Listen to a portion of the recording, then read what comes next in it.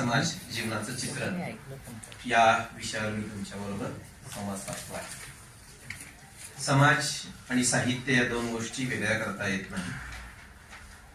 साहित्य आणि समाज या दोन एका नाण्याच्या दोन बाजू आहेत. लेखक हा त्या समाजातला एक घटक आहे आणि त्यापासून समाज निर्माण झालेला आणि त्या समाजाचे चित्रण लेखकाने केलेलं आहे. 70 वर्षांपूर्वी माणदेशामध्ये बनगरवाडी नावाची कादंबरी आली. आपण सगळ्यांनी ती वाचली असेल. त्याच्यावर चित्रपट निघाला. पाण्याचं दुर्भिक्ष आहे, दुष्काळ पडलेला आहे आणि प्रचंड मोठ्या प्रमाणावर माणसांचं गावाचं स्थलांतर होते. अख्खं गाव निघून जाते असा आशयसूत्र त्या कादंबरीचा आहे. आणि पुन्हा 70 वर्षानंतर म्हणजे गेल्या 40 वर्षादरम्यानचा अनुभव हेडामच्या रूपाने येतोय आणि त्यावेळेची सुद्धा समस्या दिसते पाणीच. म्हणजे 70 वर्षांपूर्वी बनगरवाडी आलेली कादंबरी आलेली होती आणि त्याच्या अगोदरचा अनुभव म्हणजे 100 वर्षापूर्वीचा अनुभव होता. आणि आता आलेली कादंबरी ज्याच्यामधला 30-35 वर्षांपूर्वीचा अनुभव होता तो हेडाम मध्ये. आणि दोन्ही पण कादंबऱ्यांमधली एकच मोठी समस्या ती म्हणजे पाणी. आणि मग माणदेश समाज आणि पाणी याच्यामध्ये माणदेश मध्ये नेमका कुठला? डॉक्टर कृष्णा इंगोले सरांनी माणदेशाची सहज सोपेपणाने व्याख्या केलेली आहे की शिखर शिंगणापूर मध्ये जवळ कुळकजाईच्या डोंगरावर माणगंगा नदी वाहते. तिथून ती पंढरपूर जवळ चंद्रभागेला भीमा नदीला सरकोल या ठिकाणी मिळते. हे डॉक्टर दत्ता भोसले सरांचं गाव. इथपर्यंतचा माणगंगा नदीचा खोऱ्याचा जो प्रदेश आहे त्याला माणदेश मानावं ही साधी व्याख्या. जसा खानदेश, जसा विदर्भ, जसा खानदेश, मानदेश, विदर्भ, मराठवाडा त्याप्रमाणे एक महाराष्ट्रातला माणदेश प्रांत आणि त्या माणदेश प्रांतातल्या लोकांचं जीवन हेडामध्ये प्रतिबिंबित होतं. जे व्यंकटेश माडगुळकरांनी मांडलेलं होतं पुन्हा अनेक लेखकांनी मांडलेलं आहे आणि त्याच्याबरोबर हे हेडामध्ये येतं. आणि मग पाण्याचं दुर्भिक्ष आहे. पाण्याच्या दुर्भिक्षावरचा उपाय काय आहे तर स्थलांतर. आणि स्थलांतर करताना जगण्याचं माध्यम काय? जनावर.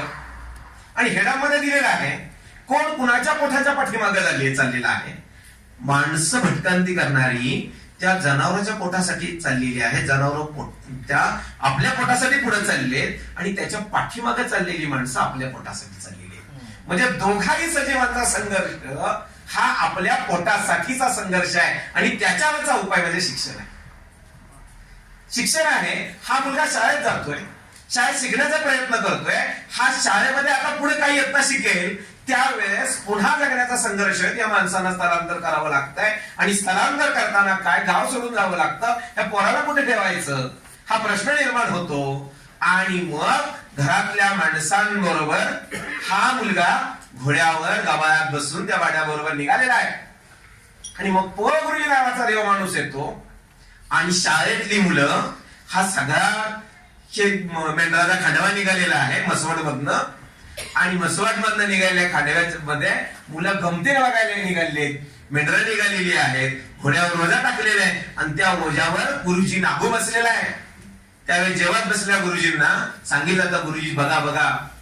आणि गुरुजी आपलं अर्धवट जेवण ठेवतात आणि पेटात न जाणाऱ्या त्या मेंढरांकडे आणि त्या गबावर बसलेल्या घोड्यावर बसलेल्या त्या लहानग्या मुलाकडे जातात आणि ती घोडी अडवतात आणि त्याच्या आईला आणि वडिलांना सांगतात त्या मुला उतरा, त्या मुलाला शाळेत पाठवा. त्यावेळेस आईबाप सहजासहजी तयार होत नाहीत. हा मुलगा राहणार कुठं? त्यावेळेस गुरुजी मी माझ्या बरोबर घेऊन जायला तयार होतात. आणि त्या शिक्षकानं त्या लहान मुलाला घोड्यावरनं उतरून घेतलेला आणि त्या मुलाला पुन्हा शाळेत घातलेला आहे. आणि मग हे शिक्षण घेत असताना काही दिवस तो मुलगा राहिला पण त्याला तिथं करमेना. गोंधळावर सायकलवर जावं लागत होतं. मसवड ते गोंधळला नंतर. आणि मग मुलाला वाटलं आपण एकटं राहूया. चुलत्याकडे राहिला. आणि मग तिथं ह्या 4थी मध्ये शिकणाऱ्या मुलाला स्वतः स्वयंपाक करून खावा लागतो. आणि मग त्याला भाकरी करावी लागते. त्यातलं एक महत्वाचं वाक्य नागूच्या मनात भाकरी तयार झालेली होती. किती मोठं वाक्य आहे. नागूच्या मनात भाकरी तयार झाली काय तर मला आता स्वतःला भाकरी केली पाहिजे. शेजारी एक माणूस आहे तो त्याला भाकरी करायला शिकवणार आहे. त्याला तो सांगतोय तू बघ भाकरी करायची असती कशी. आणि हा 4थीतला मुलगा भाकरी करायला शिकतोय, प्रयत्न करतोय. ही भाकरी नुसती त्यानं तयार करायची कल्पना नाही, तर त्याला आयुष्यभरात भाकरी मिळवण्यासाठीचा संघर्ष आहे आणि तो माणदेशी माणसाला करावा लागतोय. 4थी 5वीच्या मुलाला भाकरीसाठी म्हणजे पोट भागवण्यासाठी हा संघर्ष करावा लागतो आणि त्या संघर्षाची सुरुवात होते. त्या तव्यावर टाकावी किती वेळा भाकरी, त्याला जाळ कसा घालावा, परत ती भाकरी उलटावी कशी आणि ती बोलणार नाही याची काळजी घेण्यासाठी धडपडतोय. पण दुर्दैवानं ही भाकरी करताना त्याला शाळेला जायला उशीर होतोय.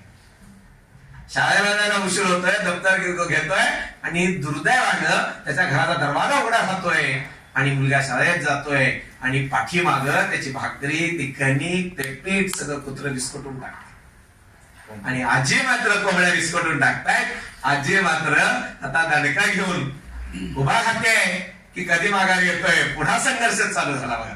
आणि मग आजीनं मारलं, पण आजी मायर होती. त्या आजीनं मात्र पुन्हा त्या मुलाला भाकरी शिकवून, त्याला सांभाळून, त्याला शाळेकडे पाठवण्याचा प्रयत्न केलेला आहे. त्या मुलाच्या शिक्षणाला सुरुवात झाली. संघर्ष प्रत्येक ठिकाणी. संघर्ष संपलेला नाही. माणदेशी माणसाच्या 5वीला हा संघर्ष पुजलेला आहे आणि हा संघर्ष पहिल्यांदा पोटासाठीचा आहे. आणि मग स्थलांतर करतायत ही माणसं. स्थलांतर करताना कुठे संघर्ष दिसतोय, तर पहिल्यांदा आपलं गाव सोडून जायचं आहे. गाव सोडून जाताना धुळमध्ये डोंगरावर थांबायचं आहे आणि तिथं घोडोपूर देव आहे. तिथली यांची श्रद्धा आहे की ज्या दिशेला दूध उतू जाईल त्या दिशेला मेंढरं घेऊन जायची. काय जातायत पश्चिमेला आणि काय जातायत पूर्वेला. मग लातूर उस्मानाबाद सरांनी नावं घेतली. बार्शी, सोलापूर, लातूर, उस्मानाबाद पर्यंत ही भटकंती करत गेलेली. रात्र म्हणायची नाही, दिवस म्हणायचा नाही, थांबायचं नाही. प्रत्येक दर मजल करत करत पुढच्या गावाला निघून जायचं आहे आणि रात्रंदिवस त्यांना मेंढ्या राखायचं काम करायचं. तिथला मेंढ्या राखतानाचा संघर्ष नाहून आपल्या आई वडिलांचा संघर्ष, बापाचा संघर्ष मांडलेला आहे. ज्या बापाला आता जीवन नकोसं वाटतंय, जो मुलगा बाप्पा आत्महत्या करतोय म्हणून मुलगा बापाची समजूत घालायला पदापूर्वर मिळतोय. किती मोठं होतोय. बापाची समजूत घालायची आहे आणि बापाची समजूत घालायची आहे की बापाने आत्महत्या करू नये म्हणून. कोल्हापुरात तातडीने आईने निरोप दिला, मुलगा येतोय आणि आई बापाला दोघांना समजावून सांगून पुन्हा शिक्षणासाठी जातोय. प्रत्येक क्षणाला हॉटेलमध्ये काम करतोय तो मुलगा. ह्याच मुलाच्या समूहातली सगळी माणसं त्या मेंढ्या राखताना एका मुलानं एका पारड्याच्या पोराचं मेंढरू कोकरू चोरून घेऊन जातोय म्हणून हात मोडला. त्याच्या रात्रीची माणसं त्याला मारायला येतात. त्यातली आजी म्हणजे स्त्री भूमिका खूप महत्वाची वाटते. त्या समूहाचं नेतृत्व करणारी माणसं आपल्या पाठीमागच्या माणसाचं खच्चीकरण करत नाही. ती म्हणतात येऊ द्या, किती पार यायची तेवढी येऊ द्या. आणि म्हातारी ती सांगते तुम्ही तव्या डोक्याला बांधा, तुम्ही भोगोली डोक्याला बांधा, कुत्र्याला भाकरी देऊ नका. कुत्र्याला जर भाकरी खाल्ली नाही तर त्याला चांगला वास लागतो. आणि म्हणून ती माणसं यायच्या अगोदर तुम्ही पाठीमध्ये घमेल्यामध्ये दगड भरून ठेवा आणि गोपणी घ्या. आणि नेमकं तसंच घडतं आणि त्या रात्री पारधी येतात. संघर्षाच्या माणसांना पारधी येतात. पारधी ट्रक भरून डंपर भरून पारधी आलेले आहेत आणि त्यांनी बॅटरी मारायला सुरुवात केल्यानंतर मात्र यांची पाचावर धारण होते. पण पारध्याने मात्र यांच्यावर आक्रमण केल्यानंतर मात्र हे म्हणतात धनगरियान याप्रमाणे भिरेरी गोपणीनं दगड मारायला सुरुवात करतात. त्या माणसांना मारायला सुरुवात करतात. ज्या माणसांवर आपला टिकाव लागणार नाही गणिमी काढानं आपल्या पुराणी घेतात आणि त्या डंपरची टायर कापून टाकतात. दुर्दैवानं त्यात एक पारधी मरतोच. मारायचा नाही त्याला, आपण मरतोय. आणि मग मात्र ह्या माणसांवर पोलिसात खटला दाखल केला जातोय. ही माणसं तिथंच थांबतायत, दिवसभर वाट बघतायत, कोणतरी दैवान माणूस भेटतोय.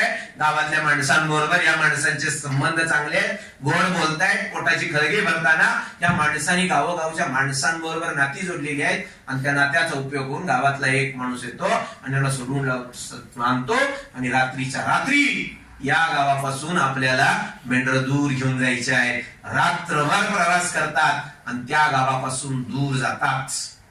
जेव्हा महापुराचं वर्णन आलेलं आहे त्यावेळेस नदीला जेव्हा पूर येतो तेव्हा काही मेंढर वाहून जातात. ही माणसं पुन्हा प्राथमिक शाळेत येऊन राहतात. पुन्हा या माणसांना मदत करणारी माणसं येतात. जुनी पाणी कपडे आणून या मुलांना देतात आणि हे पोरगा काय करते, शाळेतल्या भिंतीवर लिहिलेली अक्षर वाचते. म्हणजे त्याची आवड कमी झालेली आहे शिक्षणाची आणि ते वाचतंय आणि त्याला नेहमीचा प्रश्न वाटतोय शिक्षणाशिवाय या समस्येवरचं उत्तर दुसरं कोणतं नाही. डॉक्टर महेंद्र कदम सरांनी आता सांगितलं की मुलांना शाळेत यायला सांगितलं पाहिजे, महाविद्यालयात यायला आपण सांगितलं पाहिजे, त्यांना प्रेरित केलं पाहिजे.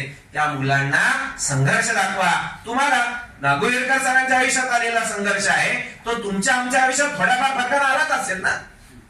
समाधान गायकवाड सर तुमच्या हातात तुमच्या आयुष्यात आलेलाच आहे ना तो संघर्ष. आणि तो संघर्ष प्रत्येकाच्या आयुष्यात थोड्याफार फरकाने येतो आणि तो संघर्ष आजच्या पिढी पुढे येणार आहे. आणि त्या संघर्षावर मात मुलांनी कशी करावी हे सांगणारे अनेक ग्रंथ आहेत. मुलांनी साहित्याचा अभ्यास करावा. त्या संघर्षाचा कथा वाचल्यानंतर आयुष्यात मुलांच्या पुढे किती मोठा संघर्ष होऊ द्या, त्या संघर्षाच्या मनगोटीवर पाय ठेवून मुलं यशाच्या शिखरावर जाणार आहे. ते त्रिकालबाधित सत्य आहे. यासाठी पुस्तक अभ्यासाला लावलेली आहे. नागोविरकर हे महाराष्ट्रातल्या सबंध समाज व्यवस्थेतल्या मुलांच्या पुढचा एक आदर्श आहे की नागोविरकर सारखी तर आपल्या पुढच्या समस्या नाहीत. त्याला पोटाची भ्रांत आहे, ज्याच्या पाठीमागे भटकणं आहे, रात्रभर जागणारी माणसं आहेत. कधी साप येऊन जातो त्या माणसांना, ती माणसं जनावर जेव्हा बाजारात घेऊन जात आहेत तेव्हा पाट्याच्या वेळेस त्या माणसांना चालत जावं लागतं. ही माणसं खूप हुशार आहे. दलाल त्यांना बाजारात फसवण्याचा प्रयत्न करतोय. यात्रा करतायत, जत्रा करतायत, सगळ्यांबरोबर आनंदानं राहतायत. असं आपण जीवन आनंदाने जगलं पाहिजे. हाच मोठा आदर्श आहे. नागोविरकर यांच्या कादंबरीबद्दल एकच सांगेल की सगळ्या समस्येवरच एकच उपाय आहे, तो म्हणजे शिक्षण. आणि शिक्षणासाठी केलेला संघर्ष नागोविरकरांचा वाया गेलेला नाही. आणि तोच संघर्ष शिक्षण मिळवण्यासाठी विद्यार्थ्यांनी संघर्ष केला, वाचकांनी केला तर सगळ्यांचं आयुष्य फलद्रूप होऊ शकतं. एवढंच त्या माणदेशी समाजाचं जे चित्रण आलेलं आहे यामधून आपण शिकायचं आहे. वेळेची मर्यादा आहे, बोलण्यासारखं खूप आहे.